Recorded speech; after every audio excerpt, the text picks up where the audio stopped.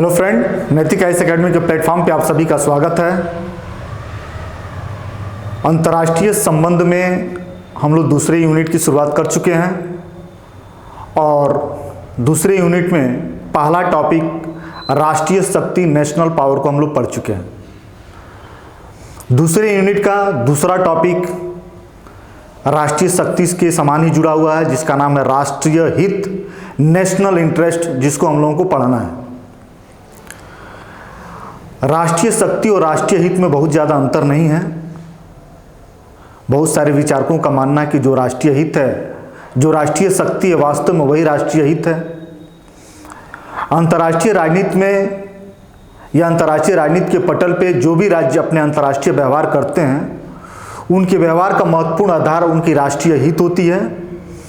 किसी भी देश की विदेश नीति का निर्माण या विदेश नीति का संचालन उसके राष्ट्रीय हितों के आधार पर होती है।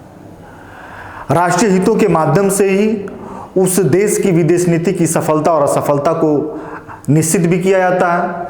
तो इसी को हम आइए देखते हैं कि वास्तव में राष्ट्रीय हित क्या है और राष्ट्रीय हित के संदर्भ में जो अंतर्राष्ट्रीय राजनीति के विचारक हैं या विद्वान हैं वो क्या क्या अपना विचार देते हैं, उसको हम लोग देखते हैं। जो परीक्षाओं की दृष्टि से पूछे जाने वाले प्रश्न होते हैं उन्हीं को ध्यान में रख के हम लोग को पढ़ना है।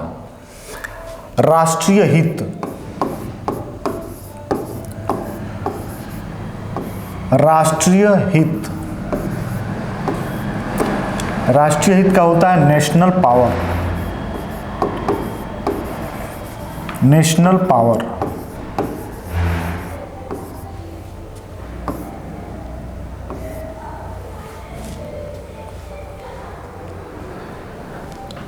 राष्ट्रीय हित के संदर्भ में आम बोलचाल की भाषा है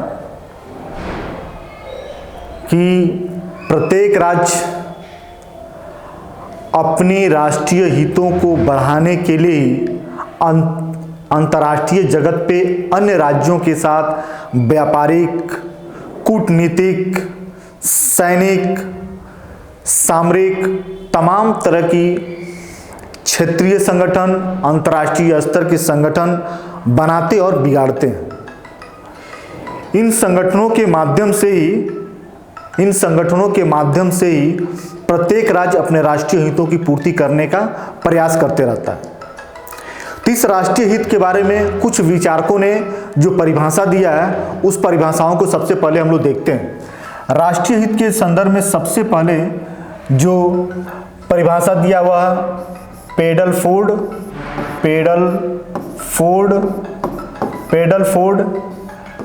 एवं लिंकन। पेडल फोर्ड एवं लिंकन, पेडल फोर्ड और लिंकन ने क्या कहा कि जो राष्ट्रीय हित है, राष्ट्रीय हित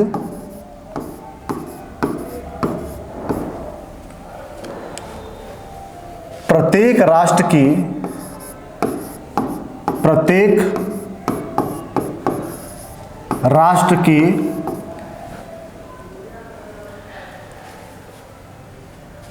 राष्ट्रीय मूल्य होते हैं। राष्ट्रीय हित प्रत्येक राष्ट्र के राष्ट्रीय मूल्य होते हैं। जैसे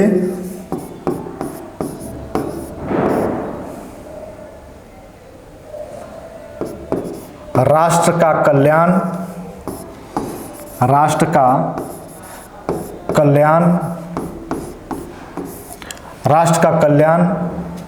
जैसे राष्ट्र का कल्याण, राजनीतिक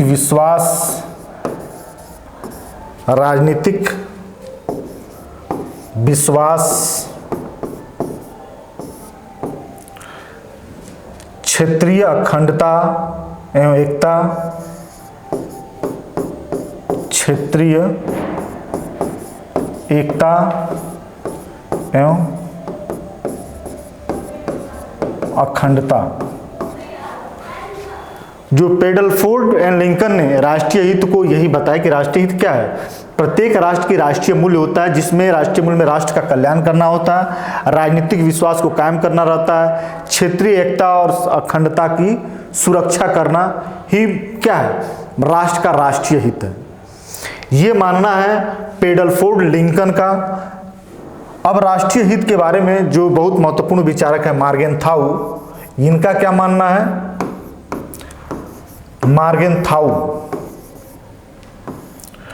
मार्गेनथाउ ने कहा कि जो राष्ट्रीय शक्ति है, राष्ट्रीय शक्ति ही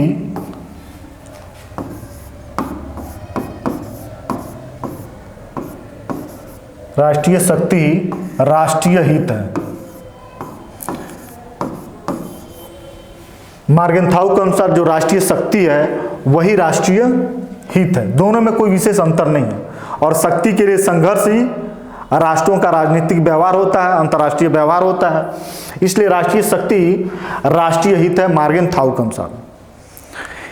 परिभाषा के बाद राष्ट्रीय हित को और स्पष्ट करने के लिए प्रोफेसर रॉबिन्सन एक विचारक है जिन्होंने राष्ट्रीय हित की 6 प्रकार बताया, 6 वर्गों में राष्ट्रीय हितों को वर्गीकृत किया, जो राष्ट्रीय हित को पहचानने में, राष्ट्रीय हित को समझने में ज़्यादा हमें मदद करती हैं। उनको देखा जाए, प्रोफेसर रॉबिन्सन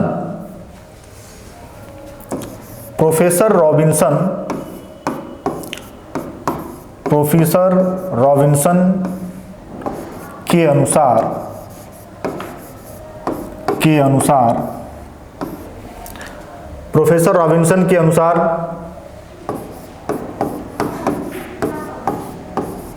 राष्ट्रीय हित के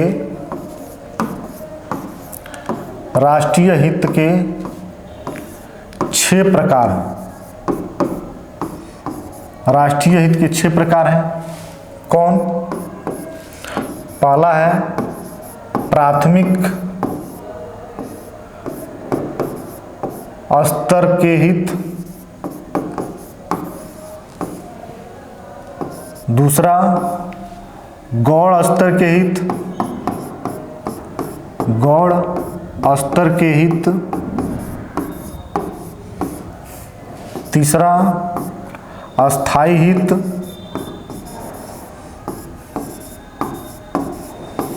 चौथा परिवर्तनशील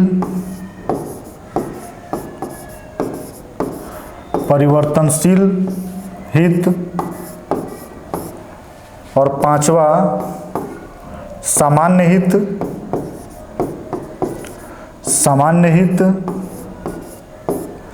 और छठवां विशिष्ट हित।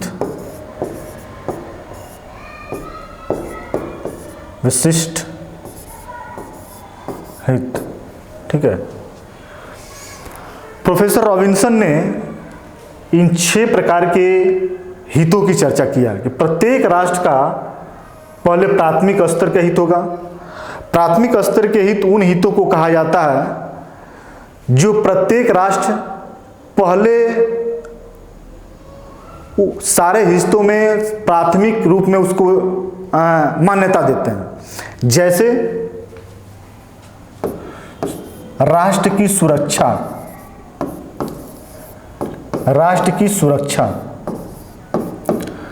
सभी राज्य अंतर्राष्ट्रीय क्षेत्र में जो अंतर्राष्ट्रीय व्यवहार करते हैं उनको अपनी सीमाओं और अपने राज्यों की सुरक्षा की चिंता सबसे ज़्यादा होती है। उसके बाद ही वो राजनीतिक फायदा या अपने शक्ति का विवृद्धि या अन्य प्रकार की गतिविधियों को करते होंगे, लेकिन सबसे पहला उनका यह होता है कि अपने राज्य के अस्तित्व को बचाया जाए, अपने राष्ट्र का अस्तित्व किसी दूसरे के राष्ट्रों के द्वारा खंडित न हो, दूसरे के आक्रमणों का शिकार न हो। यदि राज्य बचा रहेगा तो ही जो है सब कुछ किया जा सकता है, अन्यथा कुछ नहीं किया जा सकता। तो राष्ट्र की सुरक्षा जो है प्रत्येक राष्ट्र के लिए राष्ट्रीय हित के रूप में प्राथमिक स्तर के रूप में होता है। जब आपसे प्रश्न भी पूछ सकता है कि प्रत्येक राष्ट्र का प्राथमिक स्तर का हित कौन होता है, राष्ट्रीय हित, आर्थिक विकास, राष्ट्र की सुरक्षा, ये तमाम तरह के विकल्प बना के पूछेगा, जिसमें जो है आपको राष्ट्र की सुरक्षा बताना होगा।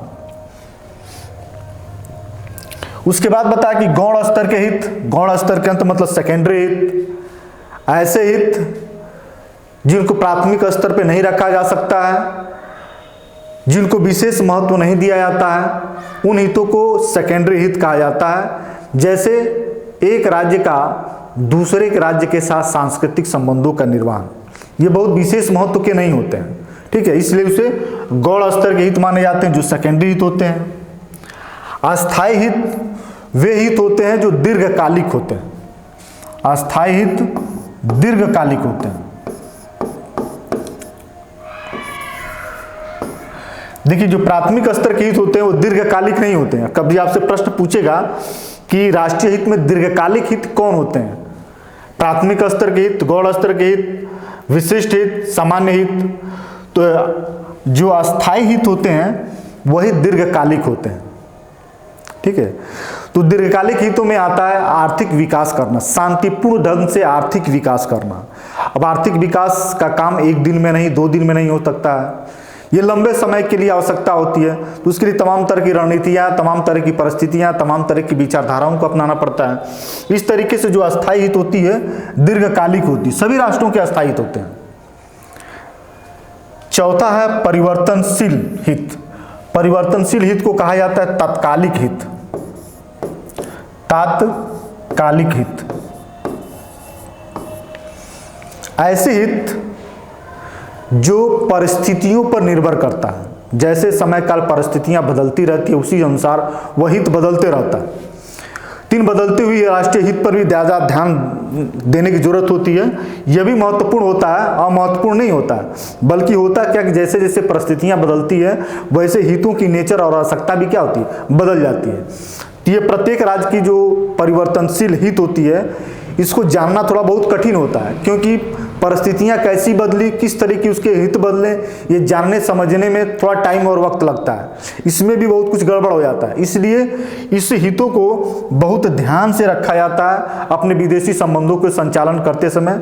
पता चला कि हम जिसके साथ एक अस्थायी मित्रता का भाव रखे हैं उसकी परिस्थितियां ऐसे बदल गई कि वो हम पे पीठ पीछे दुश्मन की रणनीति बना रहा, तो उसको हमको समझना पड़ेगा।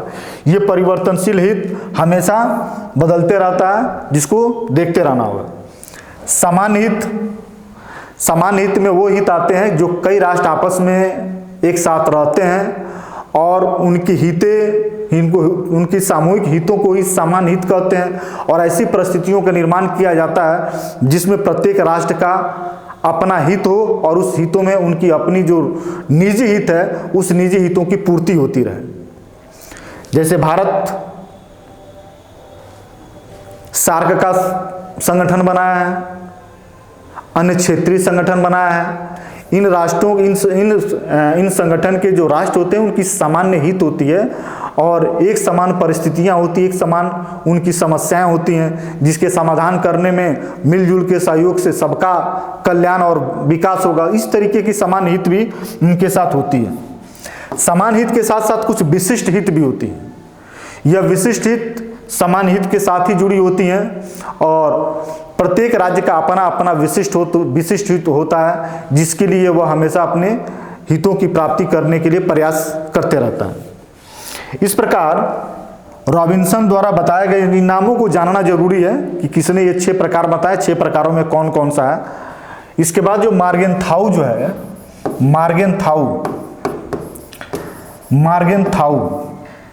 मार्गेनथाउ ने राष्ट्रीय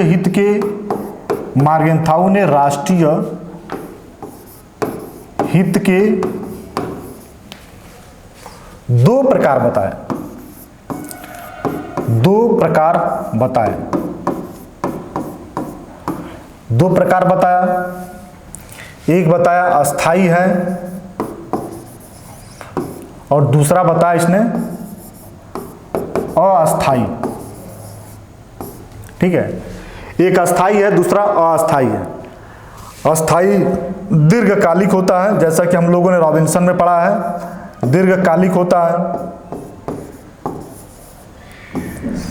इस हित की पहचान सरलता पूर्वक हो जाती है क्योंकि दीर्घकालिक होते हैं, इसको समझने में दिक्कत नहीं होती है। जो अस्थाई होती है यह तात्कालिक होती है और जैसे जैसे विश्व की परिस्थितियाँ या उस राज्य की परिस्थितियाँ बदलती है, उसी तरीके से उसकी अस्थायी हित क्या होती है, बदलती रहती है। इसकी पहचान करना थोड़ा मुश्किल होता है, क्योंकि कम समय में तुरंत बदलाव होता है, तो इस बदलाव को पहचानना बहुत मुश्किल काम होता है। तो प्रत्येक राष्ट्र के राष्ट्रीय हित को इसने दो वर्गों में वर्गीकृत करके बताने का प्रयास किया, अस्थायी और अस्थायी। आपसे यही पूछता है कि मॉर्गेनथाउ ने किस प्रकार की राष्ट्रीय हित को दीर्घकालिक बताया या तात्कालिक बताया, किसको पहचानना आसान है, किसको पहचानना मुश्किल है। बस इसी रूप में जो है हम लोग को जानना है, जो ऑब्जेक्टिव टाइप के प्रश्नों में ये प्रश्न बनाकर पूछता है। राष्ट्रीय हितों के प्रकार को जानने के बाद ये जाना जाए कि राष्ट्रीय हित की अभिवृद्धि, राष्ट्रीय हित की वृद्धि किन किन माध्यमों से राज्य करते हैं, वह कौन कौन से माध्यम हैं जिनके माध्यम से प्रत्येक राज्य अपने राष्ट्रीय हित की वृद्धि करते हैं या उसमें बढ़ोतरी करते हैं, उसको जाना जाए। तो पार्किंसन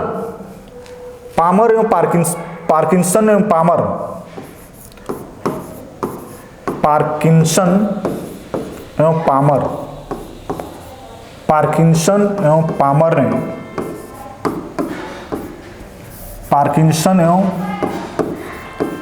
पामर ने राष्ट्रीय हित में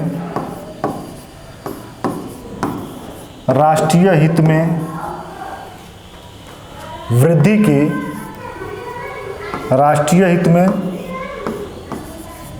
के साधन बताएं।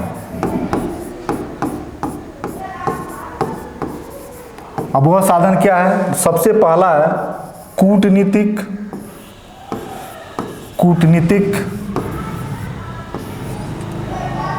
दूसरा है राजनीतिक युद्ध,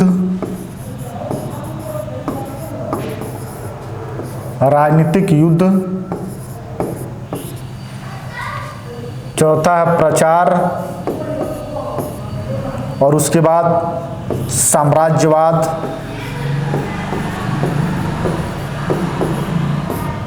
या उपनिवेशवाद।